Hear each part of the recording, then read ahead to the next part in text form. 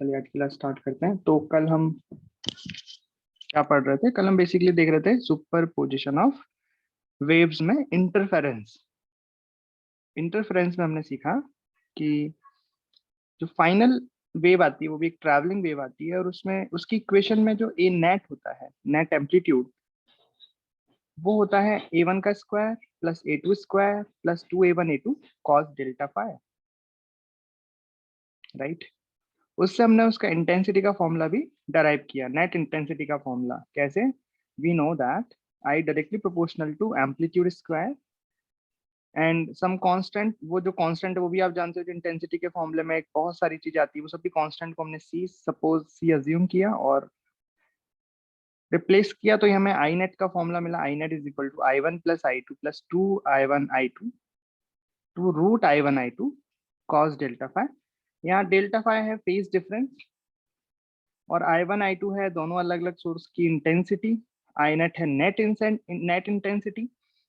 Okay, यहाँ पे अगर नेट इंटेंसिटी को मैक्सिमम करना है तो cos डेल्टा फाई की वैल्यू 1 रखनी होगी। cos डेल्टा फाई 1 होगा तो आई मैक्स कितना बन जाएगा? Root i1 plus root i2 का होल स्क्वायर। वही मिनिमम करनी होगी तो cos डेल्टा फाई को -1 करना होगा, तो ये मिल जाएगा root i1 minus root i2 का होल स्क्वायर। खैर, तो ये हमने पढ़ा interference. There are two types of interference. One is constructive interference and the second is destructive interference. Okay. So there are two types of interference. First is constructive interference and the second is destructive interference. तो पहले हम समझेंगे constructive interference क्या होता है। Okay, तो पहले हम बात करेंगे constructive की।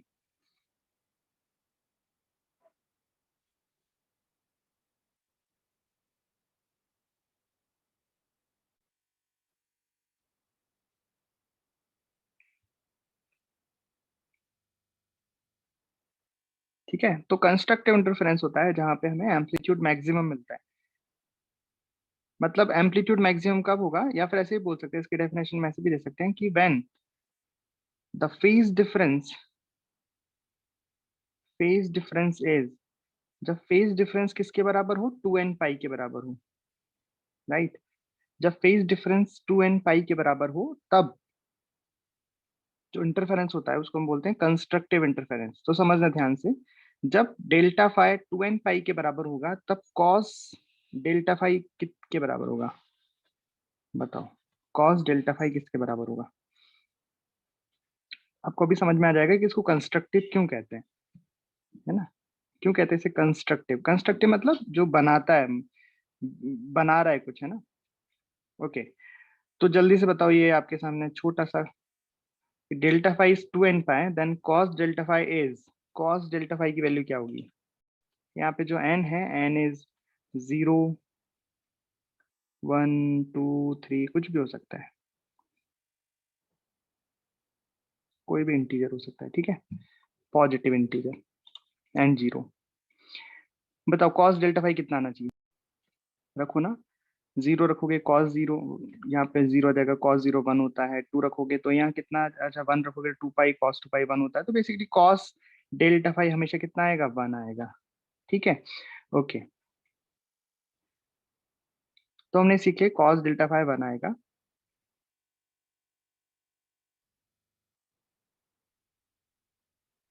राइट, चलो अब यहाँ से बताओ ए नेट कितना आएगा? ए नेट बराबर, तो फॉर्मूला याद है आपको ए नेट का? A net is equal to a1 का स्क्वायर प्लस a2 का square plus 2a1 a2 cos delta phi. अगर मैं बोल रहा हूँ कि यहाँ पे कंस्ट्रक्टिव इंटरफेरेंस हो रहा है, so delta phi will be 2n pi and cos delta phi is always 1। तो अगर कॉस डेल्टा फाई यहाँ पे 1 होगा तो ये क्या बन जाएगा? a1 प्लस a2 का होल स्क्वायर। तो मैं लिख सकते हैं ऐसे कि a नेट कितना आएगा? a1 plus a2। मतलब जो सुपर इम्पोज्ड वेव होगी उसका एम्पलीट्यूड किसके बराबर होगा? जो दोनों वेव्स सुपर इम्पोज्ड हो रही हैं उनके एम्पलीट्यूड के बराबर होगा, राइट।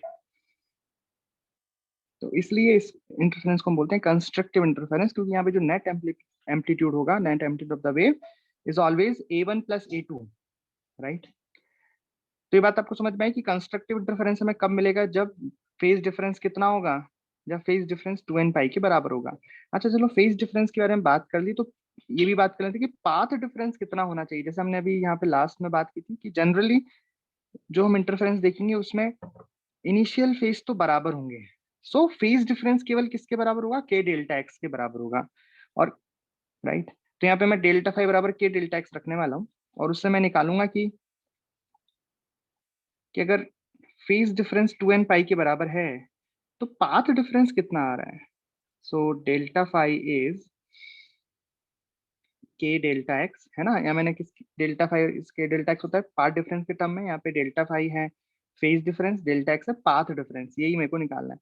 तो डेल्टा फाइव में रख दिया 2n पाई, क्या होता है 2 पाई/लैम्डा इंटू डेल्टा एक्स। यहाँ देखोगे 2 पाई से 2 पाई गया, तो डेल्टा एक्स बराबर क्या आ रहा है, n लैम्डा।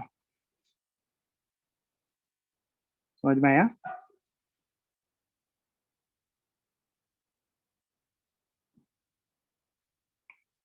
राइट, तो ये क्या निकला हमारा पाथ डिफरेंस। तो दोनों में से हम कुछ भी यूज कर सकते हैं कि अगर फेज डिफरेंस 2n पाई के बराबर हो, अगर फेज डिफरेंस 2n पाई के बराबर हो, या पाथ डिफरेंस n लैम्डा के बराबर हो, और n की वैल्यू मुझे पता है, n की वैल्यू 0 1 2 3 4 कुछ भी हो सकती है, तो डेल्टा एक्स की वैल्यू कितनी आ सकती है, 0 लैम्डा 2 लैम्डा 3 लैम्डा। राइट, समझ गए। तो ये कंडीशन आपको याद रखनी है कि कंस्ट्रक्ट इंटरफेरेंस कब होगा, जब पाथ डिफरेंस n लैम्डा के बराबर होगा। ये पाथ डिफरेंस क्या है कि सपोज एक सोर्स यहाँ है S1, दूसरा सोर्स यहाँ है S2, और दोनों सोर्स यहाँ पे, दोनों सोर्स से जो वेव चल रही है वो यहाँ पे इस पॉइंट पे आके सुपर इम्पोज होंगी। तो S1 से जो वेव चली उसने कितना डिस्टेंस ट्रेवल किया, X1 जो S2 से वेव चली उसने कितना डिस्टेंस ट्रेवल किया, X2। So the X1 - X2 is delta x. ये है डेल्टा एक्स पाथ डिफरेंस, और ये जो डेल्टा एक्स है वो किसके बराबर होना चाहिए, n लैम्डा के। n यहाँ पे एक पॉजिटिव इंटीजर या जीरो है, और लैम्डा यहाँ है wave length of the wave, जो वेव है उसकी वेव लेंथ लैम्डा रिप्रेजेंट कर रहा है। तो अगर ये जो पाथ डिफरेंस होगा दोनों सोर्स के बीच में, या तो जीरो होगा, मतलब दोनों सोर्स सेम जगह पे होंगे S1 S2, तो किसी पॉइंट पी पर जब वेव मिलेगी तो वहां पे कंस्ट्रक्टिव इंटरफेरेंस होगा, और जो एम्पलीट्यूड मिलेगा उसका फाइनल सुपर इम्पोज वेव का, उसका एम्पलीट्यूड दोनों के एम्पलीट्यूड के सम के बराबर होगा। या फिर दोनों S1 और S2 के बीच में कितना डिफरेंस होना चाहिए, एक वेव जितना, एक वेव की लेंथ जितना लैम्डा, उतना डिफरेंस होना चाहिए, या टू वेव लेंथ जितना डिफरेंस होना चाहिए, या तीन वेव लेंथ जितना डिफरेंस होना चाहिए।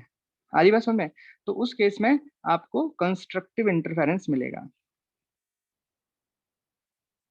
Right, okay. और यहाँ पे ये तो मैं पता लगेगा कि यहाँ पे जो सुपर इम्पोज्ड वेव होगी उसका नेट एम्पलीट्यूड कितना होगा, A1 + A2। और एक और चीज हम ऑलरेडी पता लगा चुके हैं कि देखो क्या, इंटेंसिटी के बारे में यहाँ बोला था मैंने कि अगर इंटेंसिटी मैक्सिमम होगी, जहाँ इंटेंसिटी मैक्सिमम होगी वहां पे, हाँ तो कहाँ थे हम, कि I net is equal to, I net maximum होगा जब then cos is delta phi equal to 1 होगा। तो बेसिकली ये क्या हो गया, कंस्ट्रक्टिव इंटरफेरेंस की बात कर रहे थे हम। तो यहाँ पे फिर से लिख देते हैं हम कि when constructive interference occur then the INAT will be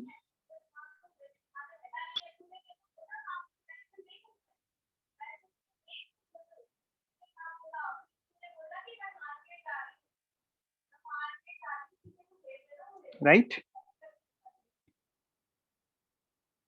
समझ गए। और ANAT कितना होगा, A1 + A2। ठीक है, कंस्ट्रक्टिव इंटरफेरेंस के बारे में सारी बातें जान गए आप। Right, okay. और एक और बात, सपोज कि ये I1 और I2 बराबर हो जाएं एंड A1 A2 बराबर हो जाएं, तो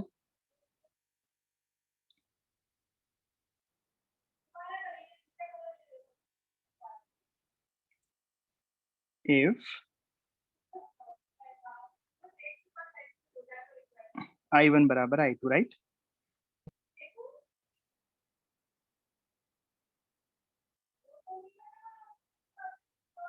आई नेट कितना हो जाएगा बताओ,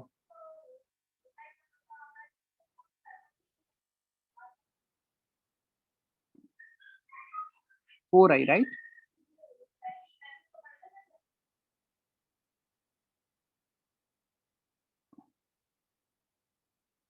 सो ए नेट कितना आएगा?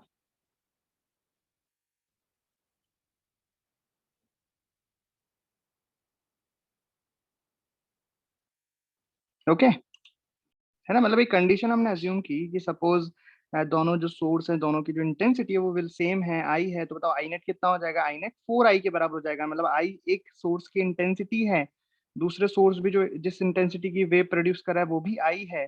तो जो फाइनल इंटेंसिटी होगी सुपर इम्पोज्ड वेव की, अगर कंस्ट्रक्टिव इंटरफेरेंस हो रहा है तो वो इंटेंसिटी 4 आई हो जाएगी, 4 times of the initial intensity हो जाएगी, राइट? और ए नेट 2 टाइम्स हो जाएगा, राइट? तो ये कंस्ट्रक्टिव इंटरफेरेंस के बारे में सारी जानकारी है। अब हम बात करते हैं डिस्ट्रक्टिव इंटरफेरेंस की। सो डिस्ट्रक्टिव इंटरफेरेंस कब मिलेगा? डिस्ट्रक्टिव इंटरफेरेंस मिलेगा जब cos डेल्टा फाई की वैल्यू -1 आ जाए। ठीक है, अगर cos डेल्टा फाई -1 होगा तो डेल्टा फाई कितना हो जाएगा बताओ? सिंपल मैथ्स क्वेश्चन, अगर cos डेल्टा फाई मतलब कोई एंगल है cos फाई, उसकी वैल्यू -1 आ रही है, तो एंगल क्या एंगल पॉसिबल है? तो एंगल पॉसिबल होंगे 2n+1 पाई, राइट? यहाँ पे n है 0 1 2 3 डैश डैश डैश, राइट? आई बात समझ में? और अगर फेज डिफरेंस इतना है तो इसके करस्पॉन्डिंग जो पाथ डिफरेंस होगा वो कितना होगा? तो उसके लिए मैं क्या करूं, इस डेल्टा फाई को किसके बराबर कर दूं? के डेल्टा एक्स के, राइट?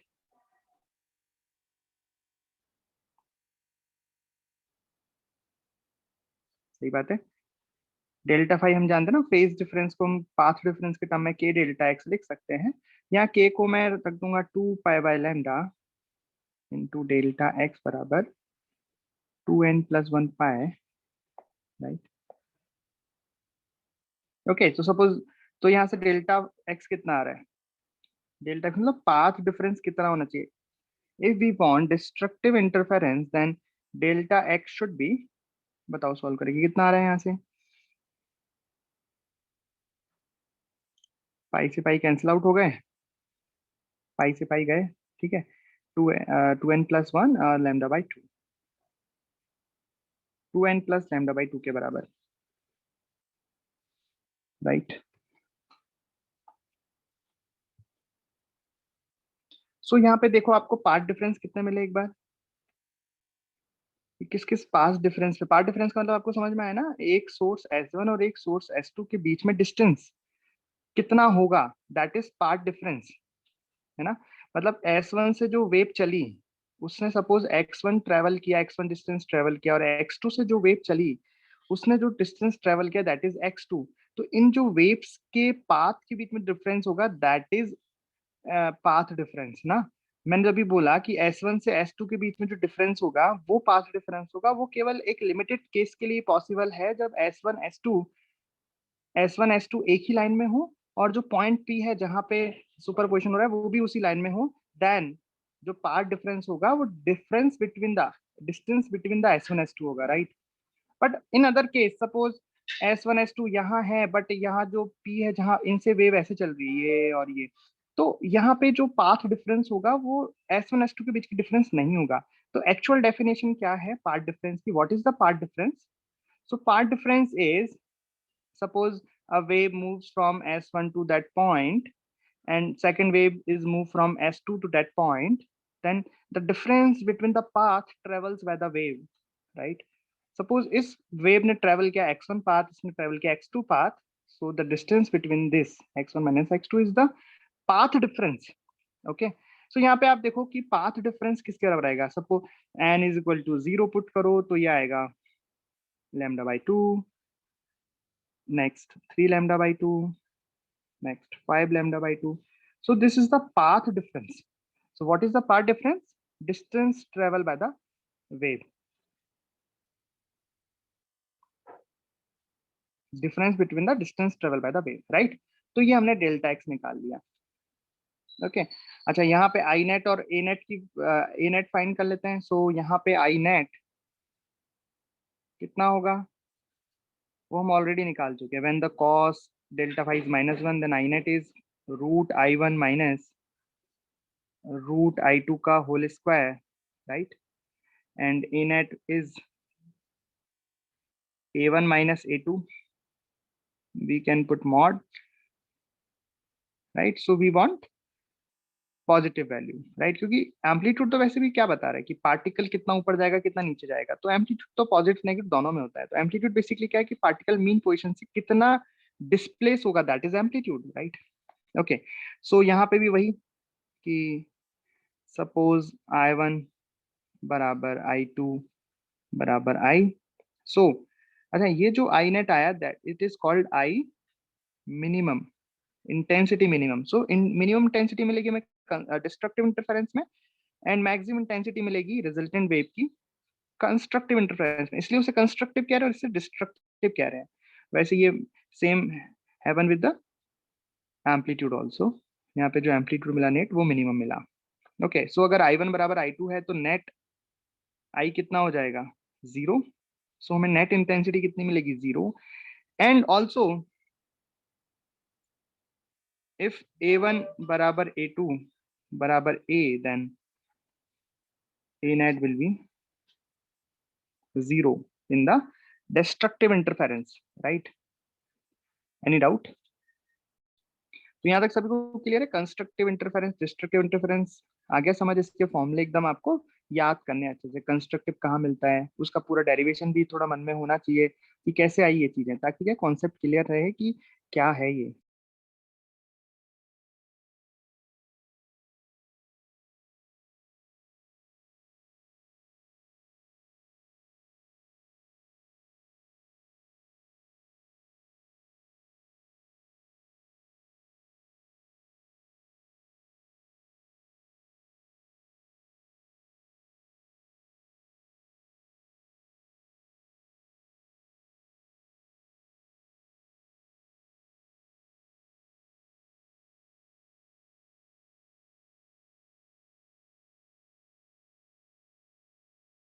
तो देखो क्या होता है जब सपोज कोई, ये एक रिजिड सरफेस है ना, मतलब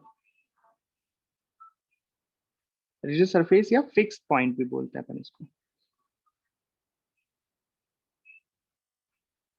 मतलब सपोज यहाँ पे एक रोप है और ये जो एंड है यहाँ पे इस दीवार के साथ जो एंड है रस्सी का, दिस इज फिक्स, ये मूव नहीं कर सकता है, ये एंड फिक्स एंड है, राइट? अब सपोज हमने यहाँ पे एक पल्स जनरेट कर दी, दिस इज द पल्स,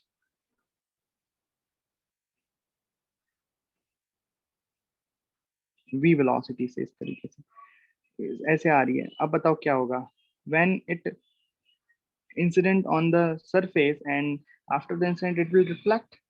सो जब रिफ्लेक्ट होके वापस जाएगी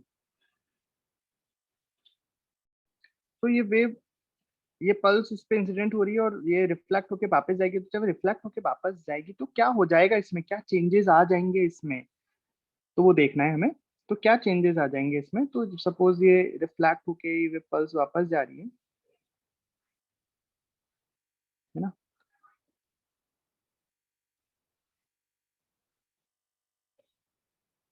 तो ये पल्स ऐसे पलट जाएंगी, इसमें पाई का फेज डिफरेंस आ जाएगा। जब ये से पलट जाती है इसको बोलते हैं कि इसमें पाई का फेज डिफरेंस आ गया। मतलब जो पार्टिकल्स ऊपर जा रहे थे वो नीचे जाएंगे, मतलब इसका एम्पलीट्यूड पहले ऊपर था पॉजिटिव में, अब इसका एम्पलीट्यूड नीचे है, राइट?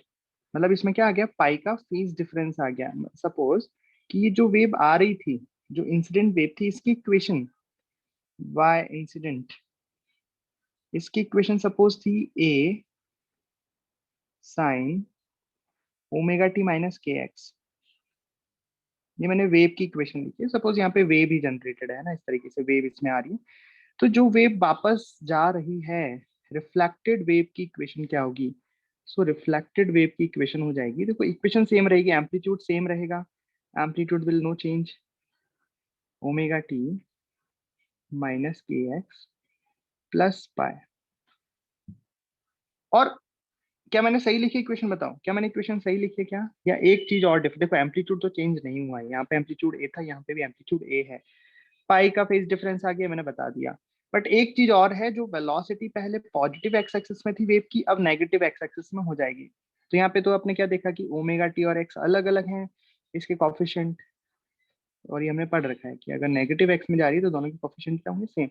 सो बेसिकली, और ये कैसे होंगे कोफिशिएंट अलग अलग, कैसे कोफिशिएंट होंगे, इसकी चर्चा हम ऑलरेडी कर चुके हैं प्रीवियस वीडियोस में, है ना, प्रीवियस लेक्चर्स में।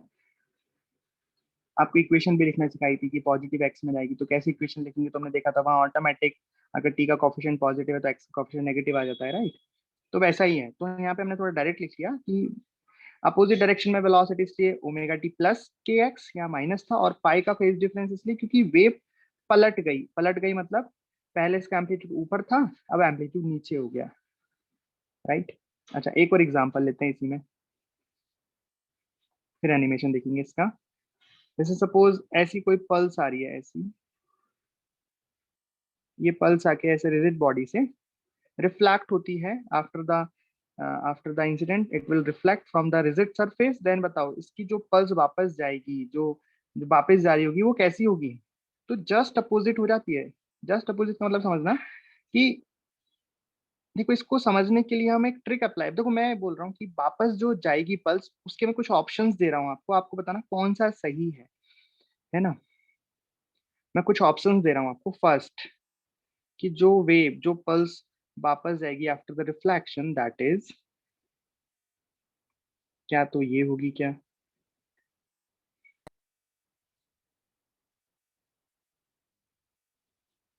या तो ये होगी क्या,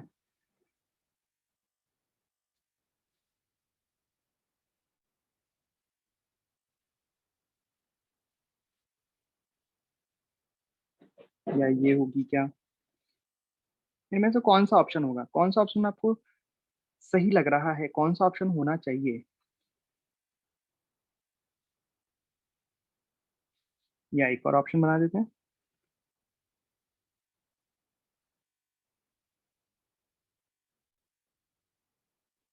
या ये वाली होगी।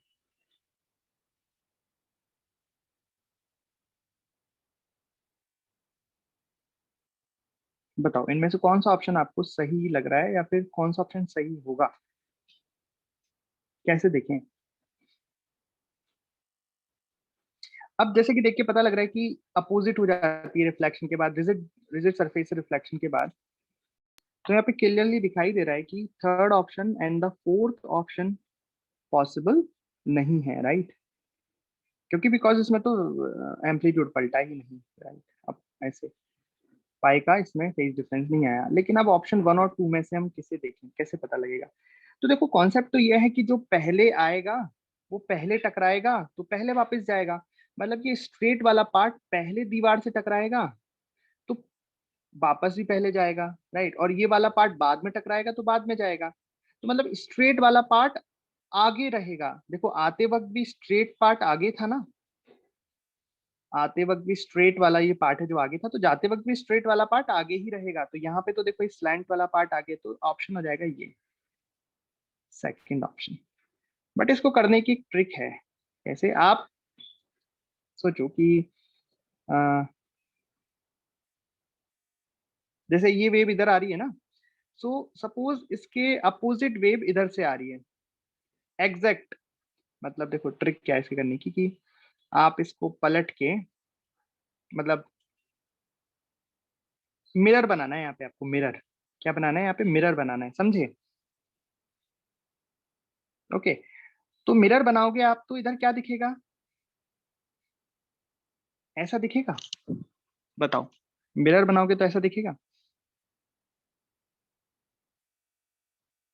दिखेगा, लेकिन हमें पता है कि पाई का फेज डिफरेंस आएगा तो नीचे आएगी, तो इसी को जस्ट अपोजिट कर दो, इसी को जस्ट अपोजिट कर दो, ये जो आपको मिरर दिखी ना, इसकी जो मिरर बनाई उस मिरर को जस्ट उल्टा कर दो, तो मिरर को जस्ट उल्टा करोगे तो क्या दिखेगा आपको फाइनली, जो इमेज थी उसको जस्ट उल्टा करोगे तो आपको ये दिखेगा ना, बोलो समझ आया। तो हम ऐसा मान सकते हैं, मतलब मिरर लगा दो और मिरर लगा के जो इमेज दिखे उसको जस्ट उल्टा कर दो, तो ये वाली वेव इधर से आ रही है, तो ये आंसर हो जाएगा अपना, मतलब। अरे समझे क्या। या फिर एक तरीका और ऐसे कर लो कि पहले तो इसको पलट दो, पहले तो जस्ट इसको अपोजिट कर दो, फिर इसकी इमेज निकाल दो।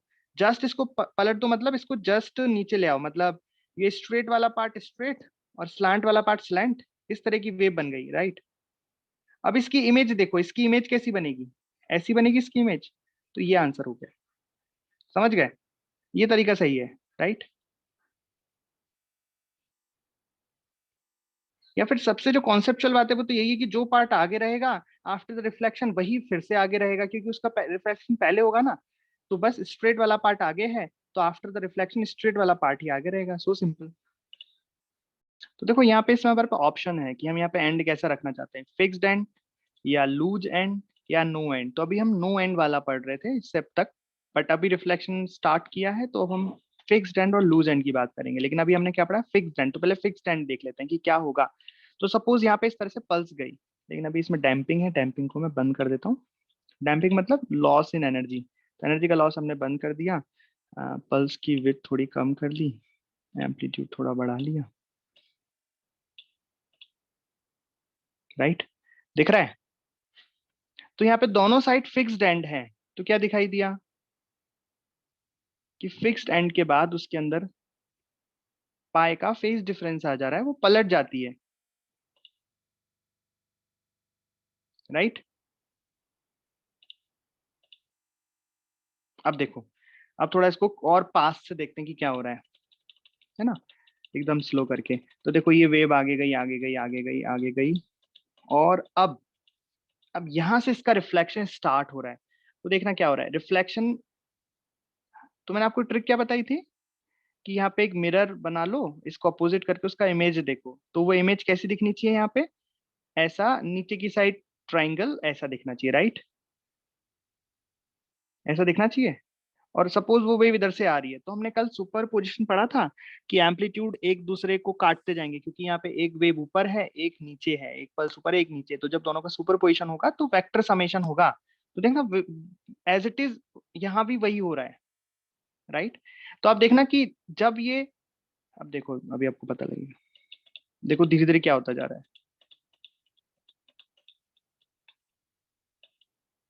देखो एक मोमेंट आएगा जब स्ट्रिंग पूरी एकदम स्ट्रेट हो गई। ये कौन सा मोमेंट है, ये वो वाला मोमेंट है जब ऊपर वाला ट्रायंगल और नीचे वाला ट्रायंगल जस्ट एक दूसरे के नीचे आ गए, एक दूसरे को सुपर इम्पोज कर लिया है दोनों पल्स ने, एकदम, समझ में आया, एकदम एज टू एज एक दूसरे को सुपर इम्पोज कर लिया, तो दोनों के एम्पलीट्यूड ने एक दूसरे को खत्म कर दिया।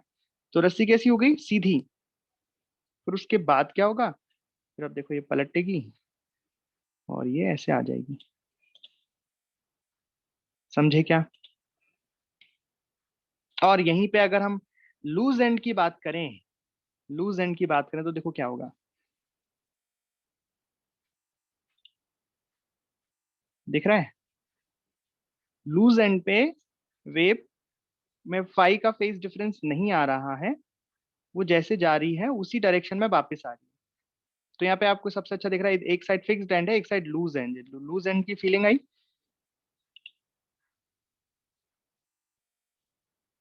तो यहाँ पे देखते हैं कि क्या होता है। देखो यहाँ पे अब जस्ट रिफ्लेक्शन होना स्टार्ट हो गया, तो एक मोमेंट आपको ऐसा दिखेगा जब ये यहाँ पे मैक्सिमम एम्पलीट्यूड मिल जाएगा आपको, देखो यहाँ यहाँ एकदम देखा, यहाँ पे कितना एम्पलीट्यूड दिखा आपको, 2a। भाई यहाँ पे हुआ क्या कि इधर की साइड से जो पल्स आ रही थी ट्रायंगुलर पल्स उस साइड पे भी आ रही थी, इसमें भी ट्रिक वही है, मिरर इमेज, मिरर लगा दो, पर यहाँ पे पाई का फेज डिफरेंस नहीं है तो ऊपर ही आएगा यहाँ पे ट्रायंगल। तो ये पॉइंट तब है जब दोनों ट्रायंगल एक दूसरे को एकदम सुपर इम्पोज कर दिया है। तो मतलब इस केस में जो ये लूज एंड होता है इसका मैक्सिमम एम्पलीट्यूड कितना आता है, जो दो पल्स, मतलब जो जिस पल्स का जो पल्स आ रही है इंसिडेंट है उस पल्स के एम्पलीट्यूड का डबल, राइट। मतलब जैसे यहाँ पे ये जो ट्रायंगल है इसका एम्पलीट्यूड ए है, तो लूज एंड का मैक्सिमम एम्पलीट्यूड कितना हो जाएगा, 2a हो जाएगा। आया समझ।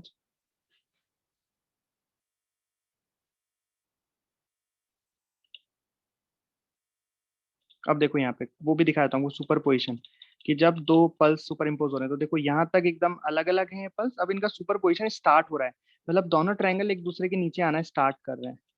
जब दोनों ट्रायंगल एक दूसरे के नीचे स्टार्ट करें तो शेप कैसे बनती जा रही है, हर मोमेंट पर नेट शेप है ये ठीक है, देखिए ये वो मोमेंट आ गया जब दोनों ट्रायंगल एक दूसरे के जस्ट ऊपर आ गए और फिर ये आगे बढ़ गए। ठीक, ठीक है, तो आपने देख लिया, अब इसमें कुछ ज्यादा बताने लायक रहा नहीं। फ्री एंड का मतलब क्या है वो भी आप समझ गए कि सपोज ये एक पाइप जैसा कुछ है ना, और यहाँ पे ऐसा रिंग है, रिंग से स्ट्रिंग अटैच्ड है, रोप अटैच्ड है इस तरीके से। अब यहाँ पे पल्स आ रही है इस तरीके से, तो ये आफ्टर रिफ्लेक्शन सपोज ये रोप है, सो आफ्टर रिफ्लेक्शन ये ऐसे ही वापस आएगी। ठीक है, रफ डायग्राम बना रहा हूँ मैं। ठीक है, तो यहाँ पे जो इंस्टेंट इंसिडेंट वेव है उसकी इक्वेशन कितनी हो जाएगी, सपोज उसकी इक्वेशन है ए sign omega T minus K x. सो ये जो वेव वापस रिफ्लेक्ट होके जा रही है वाई आर, इसकी इक्वेशन क्या हो जाएगी, एम्पलीट्यूड सेम रहेगा, डायरेक्शन अपोजिट हो जाएगी। अपोजिट मतलब पहले पॉजिटिव एक्स में थी अब नेगेटिव एक्स में, तो यहाँ omega T plus K x, but यहाँ पे कोई फेज डिफरेंस नहीं आएगा, यहाँ पे कोई पाई का फेज डिफरेंस नहीं आया। आई बात समझ में, राइट। तो ये हो गया reflection from the rigid surface या फिक्स्ड पॉइंट, और reflection from the free point. ठीक है, ये तो ये हो गया। लेकिन ऐसा कर दिया जाए, मतलब कि मान लो इधर एक पतली रस्सी है और फिर इधर एक थिक रस्सी है, एक थिन रस्सी में वेव जनरेट की है, फिर यहाँ आई है, और फिर यहाँ से क्या हो रहा है, मतलब ये इंसिडेंट वेव है, इंसिडेंट पल्स है। तो यहाँ पे हमने दीवार का यूज किया था पहले तो जब यहाँ पे हमने दीवार का यूज किया है ना, तो यहाँ पे हमने देखा कि कोई भी वेव आगे ट्रांसमिट नहीं हुई, केवल रिफ्लेक्ट हुई। यहाँ पे भी केवल रिफ्लेक्ट हुई, राइट, कोई भी वेव आगे ट्रांसमिट नहीं हुई। अगर यहाँ हम वॉल की जगह एक थिक रस्सी या थिन रस्सी का यूज करें, मतलब यहाँ पे हम ये देखें कि जब वेव एक मीडियम से दूसरे मीडियम में जा रही है, अभी तक तो हमने जो बात की उसमें केवल सिंगल रस्सी यूज की, सिंगल रोप यूज की, बट मैं यूज कर रहा हूँ कि सपोज जो वेव है वो या थिक से थिन में या थिन से थिक में जा रही है, मतलब इसका मीडियम चेंज हो रहा है, देन व्हाट विल डू, तो उसमें रिफ्लेक्शन तो होगा ही, साथ में ट्रांसमिशन भी होगा, उसमें दोनों चीजें होंगी, रिफ्लेक्शन भी होगा एंड ट्रांसमिशन भी होगा। तो उस केस में हमें बताना है कि जो ट्रांसमिट वेव होगी उसमें एम्पलीट्यूड कितना होगा, जो रिफ्लेक्टेड वेव होगी उसमें एम्पलीट्यूड कितना होगा, अगर रस्सी थिक से थिन में जा रही है तो क्या होगा, थिन से थिक में जा रही है तो क्या होगा, ये सारी बातें। ठीक है, तो वो देखते हैं। तो अगला केस लेते हैं इसमें, रिफ्लेक्शन एंड ट्रांसमिशन दोनों साथ में करा रहे हैं इसका। तो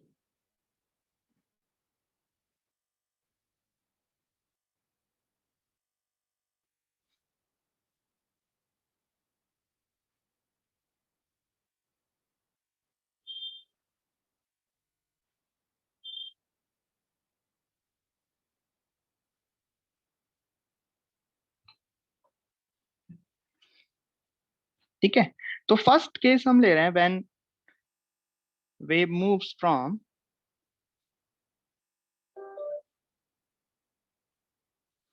thin to thick. Okay, wave goes from thin to thick medium, right? So suppose there is a rope which is has mu less than the second rope. Suppose there is a second rope also, but its mass per unit length is greater than the first rope. So okay, so this rope has mu is mu1 and this rope has mu is mu2. Mu is mass per unit length. तो यहाँ पे clearly जो मास per unit length 1 है वो कम है मास second वाले से, तभी तो ये थिन हुआ और ये थिक हुआ, राइट। सो सपोज यहाँ पे एक वेव जनरेट हुई एंड वेव ऐसा कुछ। सो यहाँ पे मैं एक वेव बनाता हूँ ऐसा, ये v वेलोसिटी से, राइट। सो v1 कह देते हैं इसको, इसको बोल देते हैं मीडियम नंबर 1 और इस वाले को मीडियम नंबर 2, राइट। तो यहाँ पे जो वेव है उसकी जो वेलोसिटी है दैट इज v1, और यहाँ पे जो इसका एम्पलीट्यूड है, ये जो पल्स इंसिडेंट हुई है, इस पल्स का एम्पलीट्यूड हम बोलेंगे ए आई। आई का मतलब है यहाँ पे इंसिडेंट, इंसिडेंट मतलब आपतित, मतलब जो आ रही है, राइट।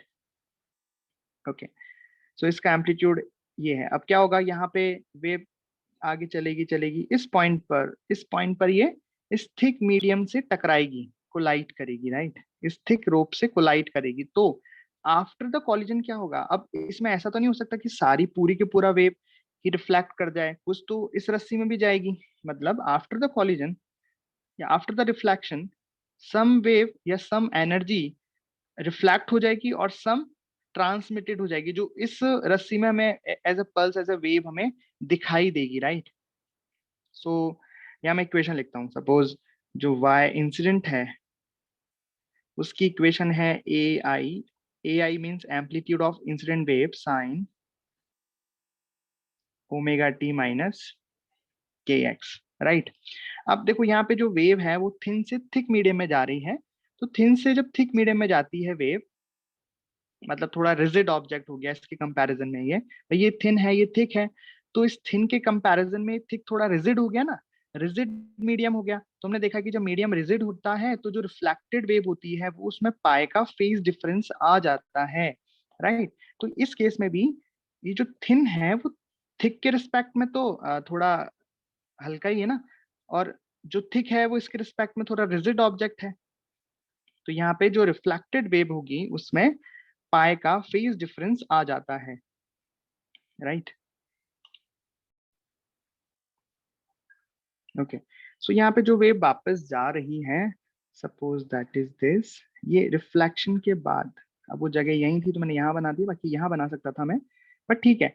और यहाँ पे जो इसकी वेलोसिटी होगी वो ऑब्वियस v1 ही होगी, क्योंकि मीडियम तो सेम ही है ना। रिफ्लेक्टेड वेव उसी मीडियम में तो वापस आ रही है, इस पतली रस्सी में। तो अगर इसकी इंसिडेंट वेव की वेलोसिटी v1 थी तो इसकी वेलोसिटी भी v1 होगी। भाई ये वेव है, उसकी वेलोसिटी सेम मीडियम में तो सेम ही रहती है। बाकी हम यहाँ पे भी देख सकते हैं कि रोप में वेलोसिटी का फॉर्मूला क्या होता है, under root T upon mu. So tension तो दोनों ही स्ट्रिंग में सेम रहेगी, दोनों ही रोप में सेम रहेगी, बिकॉज ये हॉरिजॉन्टल है और इक्विलिब्रियम में भी है, तो टेंशन तो सेम रहेगी। बट जो म्यू है, अब फर्स्ट रस्सी में म्यू अगर म्यू वन है तो म्यू वन ही रहेगा। सो वेलोसिटी का फॉर्मूला हम जब लगाएंगे टी अपॉन म्यू, सो ये फॉर्मूला वी वन के लिए भी होगा, मतलब इंसिडेंट वेव की वेलोसिटी के लिए भी और रिफ्लेक्टेड वेव के लिए सेम ही होगा, इसलिए मैंने यहाँ पे इसको v1 ही लिख दिया, राइट। ओके, बट जो वेव ट्रांसमिटेड हो गई, यहाँ से ट्रांसमिट होके आगे चली गई ऐसा, इसमें वेलोसिटी v2। अब जो ट्रांसमिटेड वेव होगी उसका एम्पलीट्यूड, एम्पलीट्यूड की तो बात ही नहीं कर, अभी करेंगे एम्पलीट्यूड की बात, लेकिन इसका जो फेज है वो वही रहेगा जो इंसिडेंट रे का रहता है, उसमें कोई डिफरेंस नहीं आएगा। ओके, तो यहाँ पे एम्पलीट्यूड की बातें कर लेते हैं। तो ये वाला जो एम्पलीट्यूड होगा ये हो जाएगा ए आर, मतलब रिफ्लेक्टेड वेव का एम्पलीट्यूड, और ये हो जाएगा ए टी, मतलब ट्रांसमिटेड वेव का एम्पलीट्यूड, राइट। इनमें इक्वेशन बात कर लेते हैं अब। जो यहाँ पे रिफ्लेक्टेड वेव होगी उसकी इक्वेशन क्या हो जाएगी, तो यहाँ पे आप देखो कि एम्पलीट्यूड ए आर हो गया, ठीक है, साइन वेलोसिटी की डायरेक्शन चेंज हो गई तो omega T plus K x और प्लस पाई भी, क्योंकि फेज डिफरेंस भी आ गया, राइट, राइट। ओके, और जो वेव आगे चली गई, जो ट्रांसमिटेड वेव है उसमें एम्पलीट्यूड कितना रहेगा 80 sign omega T minus K x ही रहेगा, और इसमें कोई फेज डिफरेंस भी नहीं आया, डायरेक्शन भी वही है। अच्छा एक चीज, ये वेलोसिटीज तो अलग अलग है ना, तो वेलोसिटी क्या होता है इक्वेशन के हिसाब से ओमेगा अपॉन टी, है ना। अब एंगुलर फ्रीक्वेंसी तो बदलेगी नहीं, क्योंकि बेसिकली एंगुलर फ्रीक्वेंसी कैसे, एंगुलर फ्रीक्वेंसी तो सोर्स पे डिपेंड करती है। तो यहाँ पे जो वेव आ रही है उसी के तो दो पार्ट हुए एक तरीके से, कुछ रिफ्लेक्ट हो गया और कुछ आगे निकल गया, तो ओमेगा तो एंगुलर फ्रीक्वेंसी सभी में सेम रहेगी। बट क्योंकि वेलोसिटी अलग अलग है, हम समझ पा रहे हैं कि वेलोसिटी तो अलग अलग है, तो वेलोसिटी अलग है, ओमेगा कौन सा, मतलब के चेंज हो जाएगा। तो बेसिकली हमें यहाँ लिखना पड़ेगा k1, यहाँ लिखेंगे हम k1, और यहाँ लिखेंगे k2। यहाँ k1 क्यों लिखा, because this is incident for the incident wave, this is also for the incident wave, right. आया समझ। अच्छा आप जरा बताओ v1 v2 में कौन बड़ा कौन छोटा होगा, सो v1 वेलोसिटी है इस वाले मीडियम की, v2 वेलोसिटी है इस वाले मीडियम की, और म्यू में भी हमें रिलेशन पता है कि mu of 1 is less than mu of 2।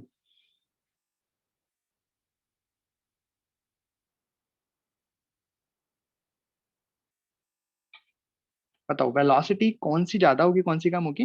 तो हम ऐसा कह सकते हैं कि कहाँ पे वेलोसिटी ज्यादा होगी, जहां पे मीडियम थोड़ा रेयरर होगा, right?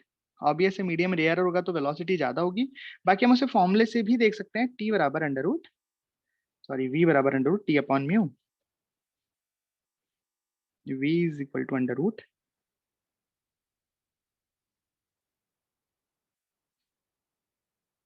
Right. So velocity is directly proportional to 1 upon under root of mu. So mu अगर 2 का ज्यादा है तो उसकी वेलोसिटी ऑब्वियस है कम होगी, right? So v1 is greater than v2। ये बात समझ में आई? उसके अलावा बताओ, चलो टेंशन, टेंशन तो मैंने बता दिया, टेंशन तो दोनों में सेम होगी, T1 बराबर T2। वेलोसिटी, टेंशन, फ्रीक्वेंसी, जो वेव की फ्रीक्वेंसी, तो फ्रीक्वेंसी दोनों में सेम होगी क्योंकि हमने बोला एंगुलर फ्रीक्वेंसी भी सेम होगी। तो एक मीडियम से दूसरे मीडियम में जाने पर वेव की फ्रीक्वेंसी नहीं बदलती है, वेवलेंथ बदल जाती है, वेलोसिटीज बदल जाती हैं, ठीक है? और वेवलेंथ क्या होगी बताओ? λ1 एंड λ2 में relation. So we know that frequency is equal to v upon lambda, frequency is constant, तो velocity is directly proportional to lambda। Okay, तो velocity v1 ज्यादा है तो λ1 भी ज्यादा होगा, इस तरीके से। बस दो चीजें हमने निकालना बाकी है इसमें, AR एंड AT, मतलब ये reflected amplitude and the transmitted amplitude, right? ये मैं भी बताऊंगा आपको एक साथ इसके फॉर्मूले, ठीक है? उससे पहले एक चीज और देख लेते हैं इसमें कि अभी तो हमने बात किया कि wave goes from thin to thick medium, now will talk about wave goes from thick to thin medium, right?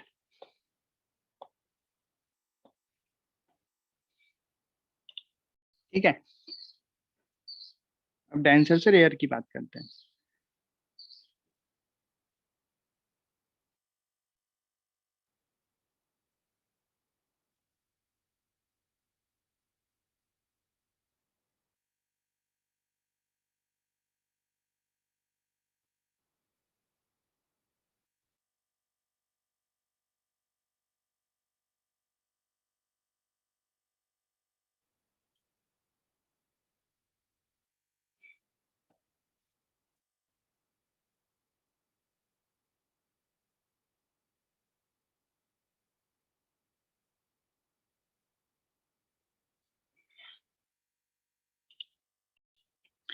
So this medium is 1, this is 2, ठीक है? This is incident pulse or wave, its amplitude is AI, okay? इसका mu mu 1, इसका mu mu 2, right? यहाँ पे mu 1 is greater than mu 2। अच्छा, इस medium में velocity 1, मतलब जहाँ पे इंसिडेंट वेव होगी उसको हम फर्स्ट मीडियम बोल रहे हैं, और उसकी वेलोसिटी हम v1 लेंगे, तो इसमें वेलोसिटी क्या हो जाएगी? v2 हो जाएगी, राइट? अच्छा, आफ्टर द रिफ्लेक्शन क्या होगा? अब इसमें देखिए रिफ्लेक्शन के बाद क्या होगा। सो यहाँ पे हम बोल सकते हैं कि जो रिफ्लेक्शन हो रहा है बेसिकली कैसे मीडियम से हो रहा है? एक तरीके से ये जो थिन रोप है वो थिक के करस्पॉन्डिंग, थिक के रेस्पेक्ट में कैसा मीडियम है, कैसा एंड है? फ्री एंड है, राइट? उतना फ्री नहीं है बट फ्री है, कंपेयर करें तो फ्री एंड है ना। ये थिन है, ये बहुत ही रेयरर मीडियम है, हल्का फुल्का, ये भारी है। तो ये जो थिन है वो थिक के रिस्पेक्ट में फ्री एंड है, राइट? तो यहाँ पे जो रिफ्लेक्टेड वेव होगी, वेलोसिटी तो उसकी v1 होगी बट एम्पलीट्यूड AR होगा, बट इसमें फाई का फेज डिफरेंस नहीं आएगा, राइट?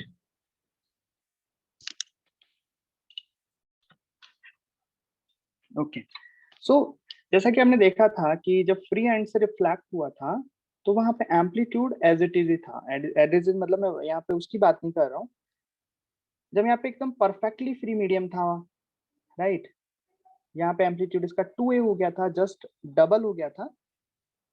जैसे यहाँ पे ए आई था, ए एम्पलीट्यूड से यहाँ पे इंसिडेंट हो रही है, तो आफ्टर रिफ्लेक्शन भी एम्पलीट्यूड ए ही है। बट यहाँ पे एम्पलीट्यूड सेम नहीं रहेगा, बट हाँ ये कह सकते हैं कि this thin medium is very free end compare to this thick medium. जो थिन मीडियम है थिक मीडियम के कंपेयर में फ्री एंड, इसको हम अज्यूम कर सकते हैं। सो जो एम्पलीट्यूड होगा वो उसी फेज में वापस आएगा, राइट। इसका जो एम्पलीट्यूड है वो जरूर कम ज्यादा हो जाएगा, वो भी हम देखेंगे फॉर्मूले से, बट फेज की बात कर रहे हैं, फेज सेम रहेगा। और ये ट्रांसमिटेड वेव हो जाएगी जो V2 से आगे निकल जाएगी। यहाँ पे हम इक्वेशंस की बात करें तो इंसिडेंट वेव की इक्वेशन सपोज हम बोलते हैं A I sine omega T minus K X, reflected हो जाएगा A R sine omega T plus K X, and transmitted wave will be A T sine omega T minus K X. एक चीज का वापस ध्यान रखें कि सेम मीडियम में जो K1 K2 रहेगा और opposite medium K2, because velocity अलग अलग है, राइट। तो ये इक्वेशंस हो जाएंगी और ये हो जाएगा when wave goes from denser medium to rarer medium. ठीक है,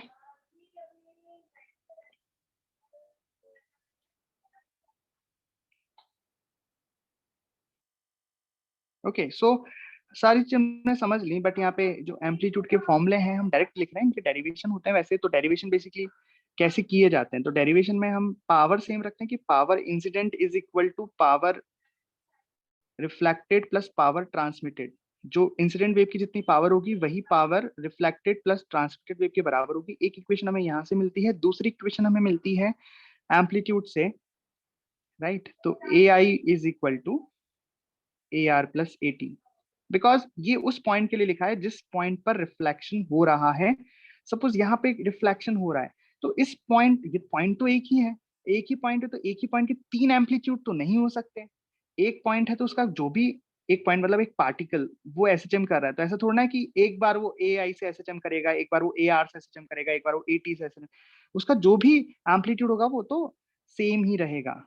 कुछ रहेगा वो एक ही रहेगा, तो वो कितना रहेगा, वो रिजल्टेंट एम्पलीट्यूड रहेगा। और हमको जानते हैं कि जो सुपर इम्पोज होते हैं वहां पे कैसे जुड़ते हैं, विद साइन, विद वेक्टर जुड़ते हैं ना। तो सपोज यहाँ पे जो इंसिडेंट रे आ रही है उसकी वजह से इसका एम्पलीट्यूड हो गया ए आई, राइट। ओके, मैंने इक्वेशन, अच्छा इक्वेशन ये होगी इसमें ए आई प्लस ए आर बराबर ए टी। एम्पलीट्यूड वाली की इक्वेशन होगी ए आई प्लस ए आर बराबर ए टी, और पावर वाली तो P I is equal to P R plus P T. तो पावर का कॉन्सेप्ट क्या है, पावर का कॉन्सेप्ट तो ये है कि जो इंसिडेंट वेव की पावर है वो दो पार्ट में डिवाइड हो गई। लेकिन एम्पलीट्यूड का कॉन्सेप्ट क्या है, एम्पलीट्यूड कॉन्सेप्ट जो मैं आपको बता रहा था, रिजल्टेंट एम्पलीट्यूड होगा। कि देखो इस रस्सी पर पार्ट दो वेव्स पॉसिबल, दो वेव्स एक साथ पॉसिबल होंगी, एक तो A I and A R, right. तो इस पॉइंट पर दो वेव्स हैं बेसिकली जिनके amplitude A I and A R है, तो उनका समेशन, उसका जो भी नेट एम्पलीट्यूड होगा वो किसके बराबर होना चाहिए, जो इस रस्सी पर वेव होगी उसके एम्पलीट्यूड के बराबर होना चाहिए, दैट ए टी। तो इक्वेशन बनेगी ए आई प्लस ए आर बराबर ए टी। सो हम उतना डेरिवेशन में नहीं जाते हैं, उतना काम भी नहीं आता, लेकिन ये फॉर्मूले हमें याद रखने चाहिए। ये फॉर्मूले पूछे जा सकते हैं या इनसे कुछ रिजल्ट निकलवाया जा सकता है। So A R will be V two minus V one divided by V2 plus V1। यहाँ पे V1 V2 वेलोसिटी कैसे ली जाएगी, जो भी फर्स्ट मीडियम होगा जहां पे भी रे इंसिडेंट होगी उसको हम फर्स्ट मीडियम बोल रहे हैं, और जो भी सेकंड मीडियम मतलब जहां पे ट्रांसमिटेड वेव जा रही है दैट इज सेकंड मीडियम, उसकी वहां पे उस मीडियम में वेलोसिटी V2 हो जाएगी, right, into A I. And transmitted wave का एम्पलीट्यूड होगा 2V2 is equal to V2 plus V1 into A I, right. So यहाँ पे अगर V1 V2 हम लिखना चाहें तो लिख लें, V1 is the speed in incident medium,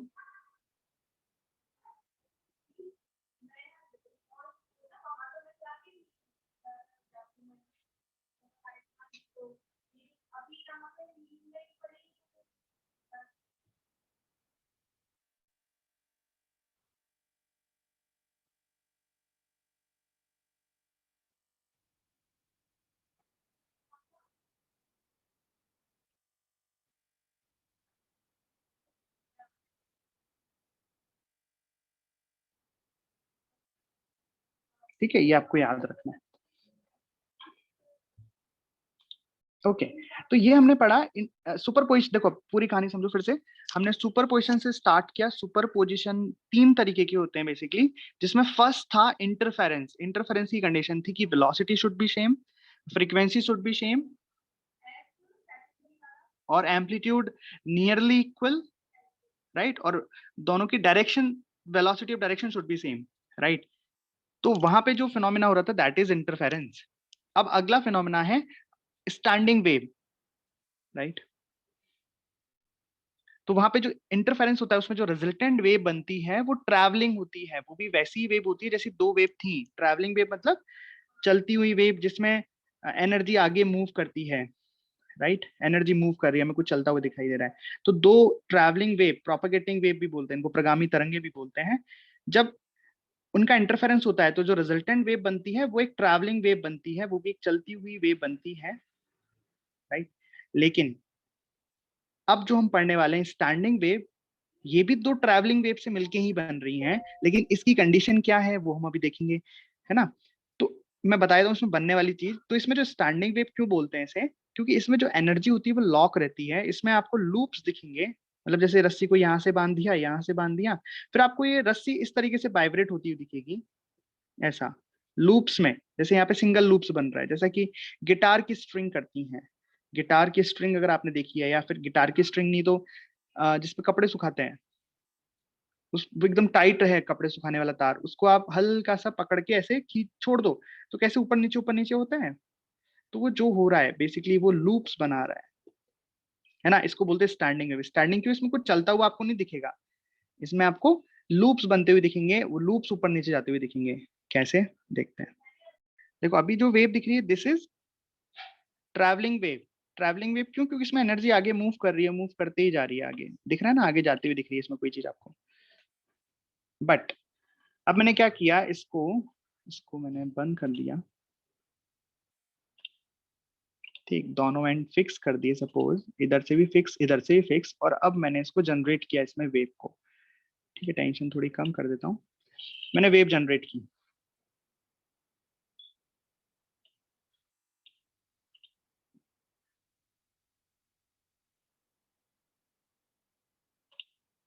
तो यहाँ पे हल्का हल्का दिखेगा आपको, एग्जैक्ट नहीं मैं बोलूंगा, एग्जैक्ट दिखेगा, क्योंकि लगातार वो एनर्जी मिलती जा रही है, मिलती जा रही है, तो वो बड़े होते जा रहे हैं। लेकिन आपको यहाँ फील आएगी कि लूप्स का मतलब क्या है, एनर्जी लॉक हो गई उसका मतलब क्या है। तो देखना, मतलब इसमें हो क्या रहा है, देखो एक वेव इधर से जनरेट हो रही है ये ऑसिलेटर की वजह से, फिर वेव आगे जा रही है, आगे जा रही है, फिर यहाँ से रिफ्लेक्ट कर रही है, राइट। यहाँ से रिफ्लेक्ट कर रही है वेव। तो जब दोनों वेव आपस में सुपर इम्पोज होंगी, कौन सी, एक तो ये ऑसिलेट करने की वजह से जो वेव आ रही है, और दूसरी वेव जो इस रिफ्लेक्शन के आने की वजह से मिल रही है। इन दोनों वेव के सुपर पोजिशन की वजह से इसमें आप देख लो कि वेलोसिटी अलग अलग हो जाएंगी वेव की। एक वेव की वेलोसिटी तो इस साइड से होगी, और एक वेव की वेलोसिटी इस तरफ से होगी। दोनों का एम्पलीट्यूड सेम होगा, सेम वेव है इसलिए फ्रीक्वेंसी भी सेम होगी, एंगुलर फ्रीक्वेंसी भी सेम होगी, वेलोसिटी सेम है, बट वेलोसिटी कैसी है, अपोजिट डायरेक्शन में है।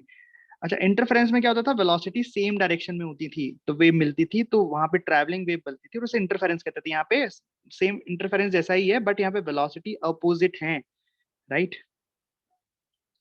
ओके तो देखते हैं यहाँ पे क्या होता है।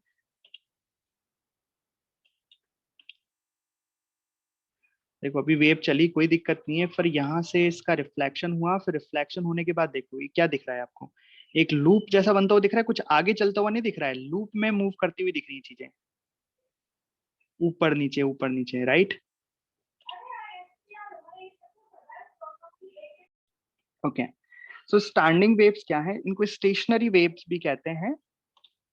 So what is stationary wave, basically जिनका एम्पलीट्यूड सेम है, फ्रीक्वेंसी सेम है, but velocity travelled in opposite direction, और सुपर इम्पोज करें तो जो वेव बनेंगी that is called standing wave. क्यों कहेंगे उनको स्टैंडिंग वेव, क्योंकि उनकी एनर्जी लॉक होती है लूप्स में, वो लूप में वाइब्रेट करती हैं। ठीक है, कैसे बनेंगी ये, अभी जो रिफ्लेक्शन वाला कॉन्सेप्ट सीखा कि सपोज ऐसे वेव आ रही है, ठीक है, मान लो कि ये एक वॉल है, ये रस्सी है, यहाँ से वेव चली, इधर गई, जाएगी जाएगी जाएगी जाएगी, उसके बाद टकराएंगी और वापिस आएंगी वेव, तो वापिस आएंगी, इधर से भी वेव आ रही है, इधर से भी आ रही है, दोनों आपस में मिल गई। अब मिल गई तो क्या हुआ, सुपर इम्पोज हुई। तो सुपर इम्पोज करा के देखते हैं, देखो कुछ अलग इक्वेशन बनती है क्या, देखते हैं क्या होता है, राइट। तो सपोज जो इंसिडेंट वेव है उसको हमने y1 बोल दिया, उसकी इक्वेशन क्या होगी, ए sign omega T minus K x. ठीक है, ये वो वाली इक्वेशन है जो ऐसे इंसिडेंट हुई वेव उसकी इक्वेशन है। जो अपोजिट इक्वेशन आएगी, अपोजिट मतलब रिफ्लेक्टेड वेव की जो इक्वेशन आएगी वो बेसिकली क्या आएगी बताओ, वो आएगी omega T plus K X, right. तो दूसरी इक्वेशन ने बोल दी ए sign omega T plus K x. अभी हम जनरलाइज ले रहे हैं तो हमने बस वेलोसिटी को अपोजिट किया है, राइट। तो हम एक जनरल कंडीशन ले रहे हैं, हम ये नहीं बोल रहे हैं कि ये रिजिड एंड है या फिर ये फ्री एंड है, हम जनरल बात कर रहे हैं, राइट। बाकी ये इक्वेशन आपने देखी थी, किसमें मिली थी हमें, when we reflected the wave by free end. Free end से जब हमने रिफ्लेक्ट किया था तब हमें ये इक्वेशन मिली थी, याद है, क्योंकि इसमें पाई का फेज डिफरेंस नहीं लिया है हमने। बोलो समझ आया, ओके। तो हमने इसको सुपर इम्पोज कराया, तो सुपर इम्पोज का जो फॉर्मूला है, प्रिंसिपल है, वो सेम ही है। Superposition is the vector summation of the both waves, तो y net is equal to y1 plus y2, principle same है, right.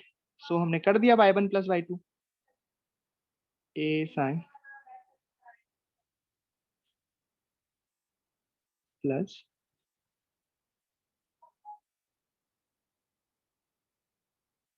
Omega T plus K X. अब इसको सम करना है आपको, कर सकते हो क्या, अरे बहुत आसानी से हो जाएगा भाई। ये क्या है, साइन ए माइनस बी, तो बिल्कुल हम जानते हैं साइन ए माइनस बी हो जाएगा साइन ए कॉस बी। आगे बोलो, sine A cos B minus cos A sine B, very good. Plus मिल जाए, प्लस आ जाएगा, फिर साइन ए प्लस बी कितना हो जाएगा, sign A cos B plus cos A sine B. ठीक है, आप ऐड करोगे, ए तो कॉमन आ ही जाएगा बाहर, तो अंदर क्या बच जाएगा, ए कॉमन ले लिया मैंने, अंदर होगा 2 साइन ओमेगा टी कॉस के एक्स। समझ में आ गया कैसे किया, ये एक स्टेप बढ़ा ही देता हूँ। ये कॉमन लिया, अंदर हो गया sign A cos B minus,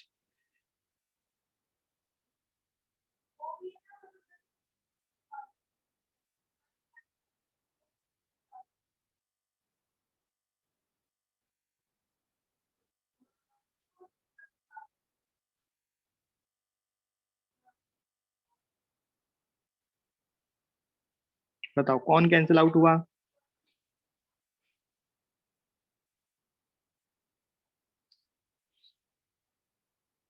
ये वाला इससे कैंसिल आउट हो गया, ये बच गया, राइट।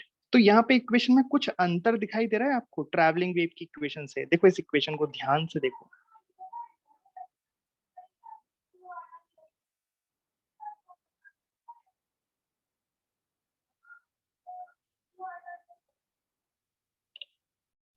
ओके, सो इक्वेशन में आपको अंतर दिखा कुछ, या पहली जैसी इक्वेशन है,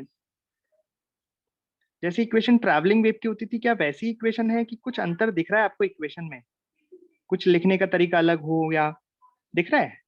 भाई जो ट्रैवलिंग वेव की इक्वेशन होती थी उसमें एक ऐसे साइन या कॉस आता था, अंदर लिखा रहता था omega T minus K x, ऐसे एक साथ, राइट, ऐसे लिखा रहता था। पर यहाँ पे ऐसा नहीं है, दो दो टर्म आ रही है, ओमेगा टी का टर्म अलग है और इसका टर्म अलग है, राइट। इसको थोड़ा मैं अच्छे से लिख देता हूँ, अच्छे से लिखने का मतलब है कि इसको मैं ऐसे लिख देता हूँ, वाई नेट, मैं नई इक्वेशन सुपरपोजिशन, नई जो वेव बनी उसकी इक्वेशन 2a cos के एक्स साइन ओमेगा टी, ऐसे लिखने का कारण क्या है भी आपको समझ में आएगा। ठीक है, कुछ नहीं, उसी को मैंने आगे पीछे करके लिख दिया, बट ऐसा क्यों लिखा है अभी समझते हैं धीरे धीरे। हाँ, क्या ये उस जनरल इक्वेशन को सेटिस्फाई करेगी क्या, जो जनरल इक्वेशन होती थी वेव की उसको सेटिस्फाई करेगी, बिल्कुल, ये वेव की इक्वेशन ही है।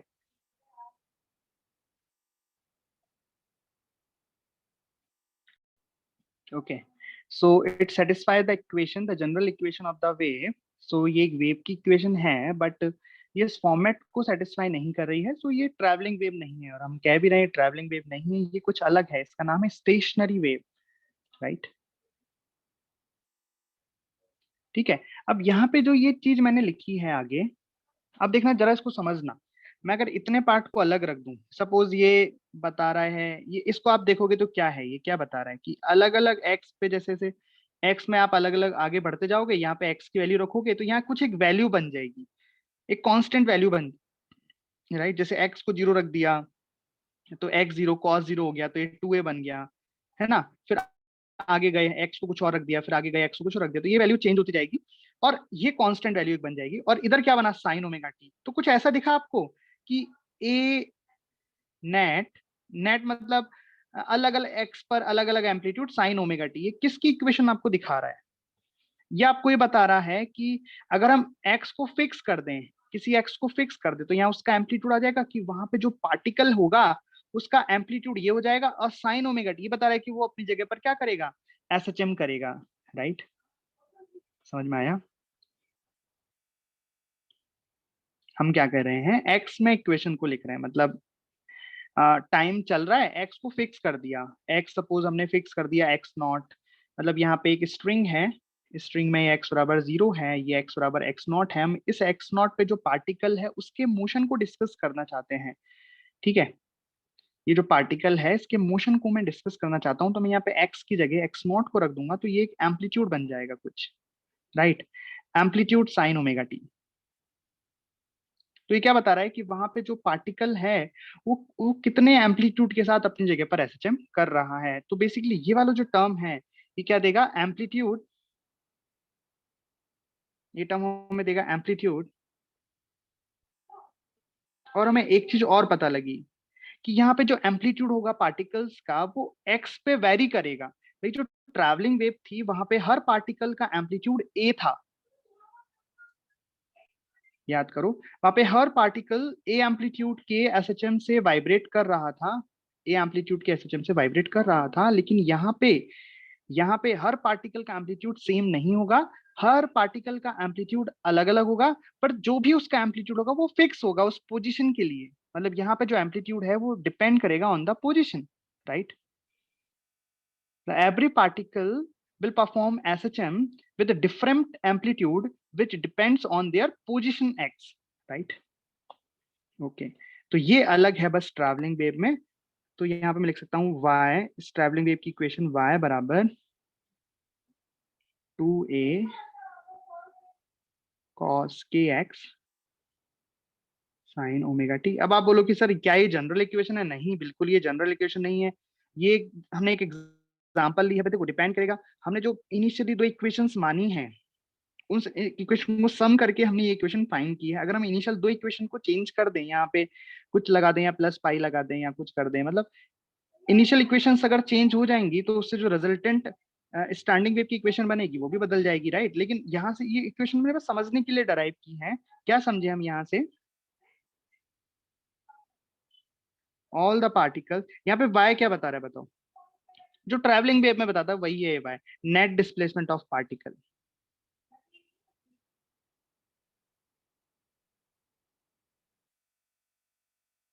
ठीक है? ये चीज क्या बता रही है, एम्पलीट्यूड, और ये कितनी फ्रिक्वेंसी से वाइब्रेट कर रहा है ये बता रहा है, ठीक? तो क्या सीखे यहाँ पे कि ऑल द पार्टिकल